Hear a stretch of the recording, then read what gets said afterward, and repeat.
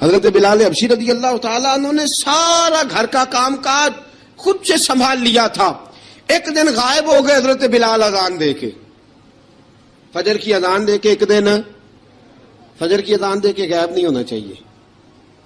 کیا خیال ہے آپ کا؟ مؤذن کو اذان دے کے غائب, اسے مسجد میں پھر رہنا چاہیے. حضرت بلال حبشی رضی اللہ تعالیٰ عنہ اذان پڑھی, غائب ہو گئے. صحابہ ڈھونڈ رہے ہیں بلال کدھر ہے, اقامت پڑھے. حضور نے فرمایا ٹھہر جاؤ, بلال آئے گا تو اقامت پڑھے گا. بلال آئے گا تو جلدی نہ کیا کرو مسجد میں. اگر 2-4 منٹ کبھی دیر ہو جائے نا نماز میں تو جلدی کوئی بات نہیں, اللہ کے گھر ہی آئے ہو نا, جلدی نہ مچایا کرو. اللہ کا گھر ہے, رحمت والی جگہ ہے. حضور نے فرمایا بلال آئے گا تو اذان پڑھے گا. اب سب صحابہ خاموش ہیں کہ بلال جاتا نہیں, کام بھی اس کا کوئی ایسا نہیں. حضرت بلال دوڑے آئے, جلدی دوڑے آئے. رسول پاک صلی اللہ علیہ وسلم نے سوال ہی نہیں کیا کہ بلال تو کدھر سے آیا ہے. فرمایا آ گئے ہو؟ حضور آ گیا ہوں. پڑھو اقامت پڑھی, جماعت ہو گئی. اب صحابہ کرام علیہم رضوان حیران ہے کہ حضور نے پوچھا ہی نہیں اور بلال آیا بھی دیر سے. حضرت جناب سیدنا صدیق اکبر, جناب مقداد, جناب سلمان فارسی, چند صحابہ نا حضرت بلال کو لے کے, کون ہے بلال تو کدھر تھا؟ راز کی کوئی بات ہے جو بتاتا نہیں, کدھر تھا؟ حضرت بلال رضی اللہ تعالیٰ عنہ کی آنکھوں میں آنسو آ گئے, رو پڑے. کہ بلال کوئی گہری بات ہے, بتا معاملہ کیا ہے, روتا کیوں ہے؟ حضرت بلال حبشی رضی اللہ تعالیٰ عنہ فرمانے لگے جب حضرت خدیجہ الکبریٰ گھر میں چکی پیستی تھی, تھک جاتی تھی نا, تو میں مدد کرایا کرتا تھا. کتنے دن بیت گئے, جب فجر کی اذان دینے کے لیے گزرتا ہوں تو حضرت فاطمہ الزہرا کے بچے روتے ہوتے ہیں. فرمایا میں نے حضرت فاطمہ کو گود میں کھلایا ہے. مجھے اپنے محبوب کی شہزادی سے بڑا پیار ہے. کئی دنوں سے حضور کی خدمت میں عرض کر رہا تھا یا رسول اللہ کو مہربانی فرمائیں. حضور نے رات پیغام بھیجا ہے سیدہ فاطمہ کو کہ بلال جب آئے تو پردہ کر کے اندر چلی جایا کر. حضرت بلال فرماتے ہیں اذان دے کے گیا تھا حضرت فاطمہ کے گھر. میں نے کہا محبوب کی بیٹی ذرا پردہ کر لے, تو بچوں کو دودھ پلا, میں تیری چکی پیس دیتا ہوں. حضرت بلال حبشی کی آنکھوں میں آنسو رو کے بتلاتے ہیں. فرمایا سیدہ طیبہ طاہرہ حضرت فاطمہ الزہرا, میرے حبیب نے پتہ کیا فرمایا؟ فرمایا جس نے فاطمہ کو راضی کیا اس نے تو مجھے راضی کیا. حضرت سیدنا بلال حبشی فرماتے ہیں میں نے چکی پیسی اور میں تمہیں کیا بتاؤں, میرے محبوب کی بیٹی نے مجھے بڑی ہی دعائیں دی ہیں. انہوں نے مجھ پر بڑا ہی اظہار محبت فرمایا ہے. فرمایا میں آذان سے لے کر جماعت تک لوگ تسبیحاں رولتے ہیں, لوگ قرآن کی آیات کی تلاوت کرتے ہیں. آذان سے لے کر جماعت تک لوگ مختلف قسم کے اذکار میں مشغول ہوتے ہیں. فرمایا میرا ذکر سنو, میری تلاوت سنو, میرا وظیفہ سنو. میں آذان سے لے کر جماعت تک محمد عربی کی بیٹی کی خدمت کرنے چلا جاتا ہوں. رسول پاک صلی اللہ علیہ وسلم کی شہزادی کی چکی پیس کے آیا. حضرت بلال نے اس انداز میں, بدر کی جنگ لگ گئی, بدر کا مارکا, حضرت بلال کے ہاتھ میں تلوار ہے. کہا میں لڑوں گا, پورا جہاد کروں گا. امیہ بن خلف جو بڑا مارا کرتا تھا نا, وہ دوڑ رہا تھا اپنے بیٹے کو لے کے. آگے کچھ صحابہ کھڑے تھے, وہ قریب سے گزرنے لگا. حضرت بلال نے فرمایا ذرا پکڑنا امیہ کو, یہ مجھے مارا کرتا تھا, ذرا پکڑنا, نہ جانے نہ دینا.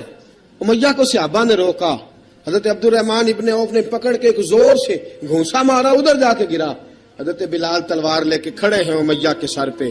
کہا امیہ میں تجھے نہیں کہا کرتا تھا اللہ میرے مصطفیٰ کو بڑی عزتیں عطا فرمائے گا؟ میں تجھے نہیں کہا کرتا تھا کہ خدا ہمیں غلبہ دے گا؟ هو الذی ارسل رسولہ بالہدی ودین الحق لیظہرہ علی الدین کلہ. میں نہ کہا کرتا تھا کہ اللہ اس دین کو ہر دین پہ غلبہ دے گا. فرمایا دیکھ اللہ نے ہمیں عزت دے دی, دیکھ تو ذلیل کر دیا گیا. حضرت بلال نے مارا, گردن اڑا دی. حضرت ابوبکر صدیق پیچھے دیکھ رہے تھے, دوڑے ہوئے آئے. کہا بلال مبارک ہو, بلال مبارک ہو, آج تو تیرے سارے بدلے پورے ہو گئے. حضرت بلال نے سجدہ شکر ادا کیا. میرے دوستو بڑی باتیں ہیں جناب بلال کی کرنے والی.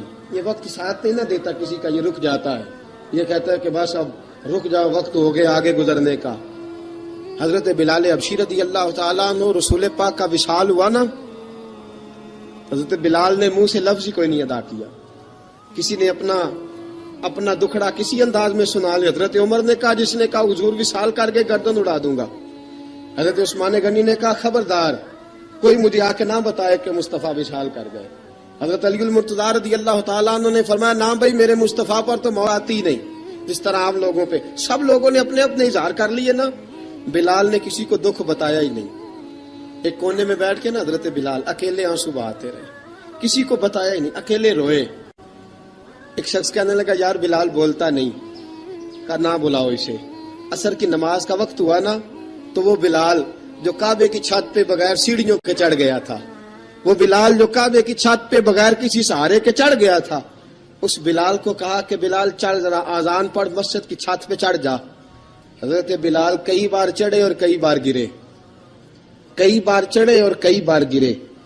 حضرت بلال حبشی رضی اللہ تعالیٰ نے آواز دی، کہا سلمان میری مدد کرنا، میری مدد کرنا، اب مجھ سے چڑھا نہیں جاتا، اب مجھ سے جایا نہیں جاتا. جناب سلمان فارسی نے بھی سوال نہیں پوچھا کہ بلال تو بیمار ہے، یہ نہیں پوچھا.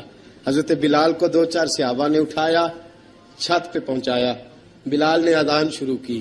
جب کہا نا اللہ اکبر اللہ اکبر، وہ آواز جس میں بڑا سوز ہوتا تھا، بڑی درد، بڑی بلندی ہوتی تھی، بڑا جوش خروش ہوتا تھا، آج وہ آواز دب گئی.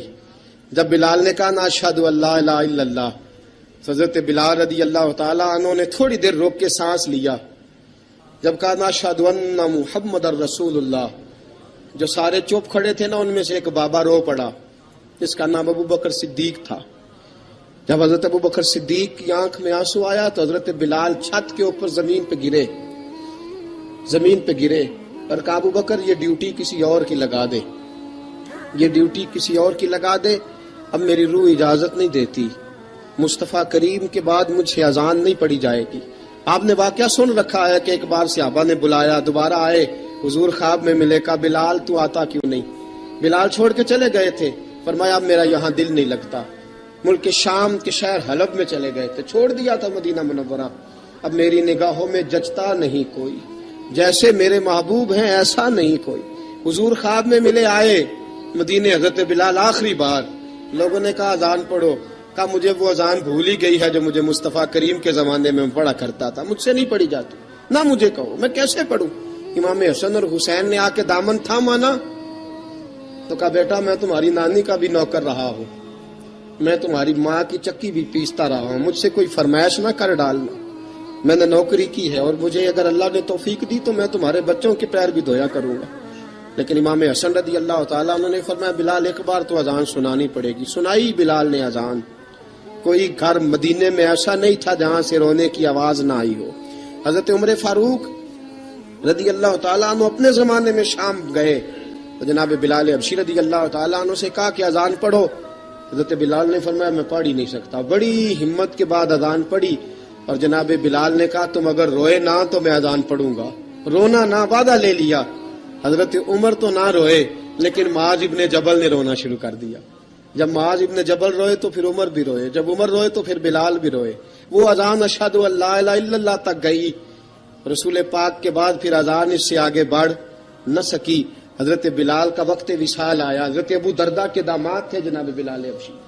حضرت ابو درداء بہت معتبر صحابی ہیں، ان کی بیٹی حضرت بلال کے گھر میں تھی. حضرت بلال کا وقت وصال آیا تو آپ کی بیوی کہنے لگی بڑے افسوس کی بات ہے، آپ بچھڑ رہے ہیں. فرمایا افسوس نہ کر، مجھے مبارک دے، میں آج بچھڑوں گا تو جا کے رسول پاک سے ملاقات کروں گا.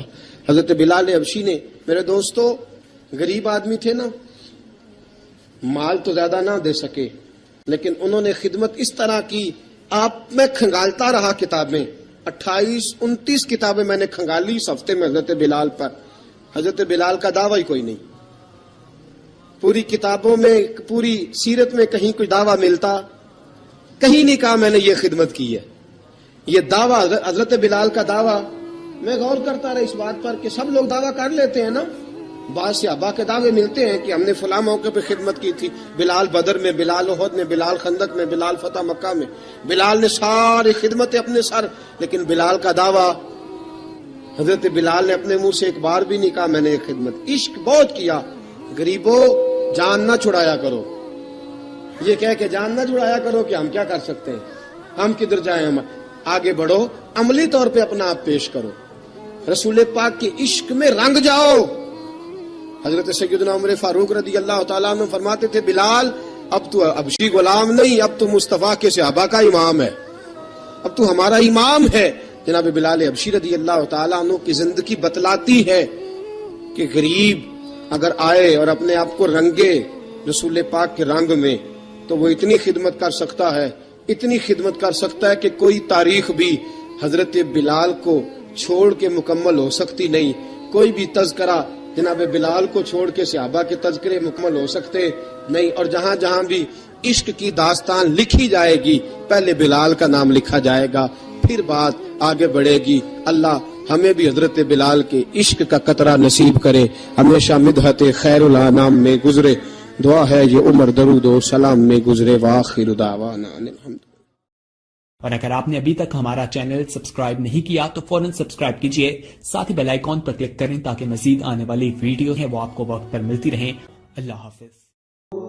کوڑا تخت دنیا دا باہو، فکر سچی بادشاہی ہو.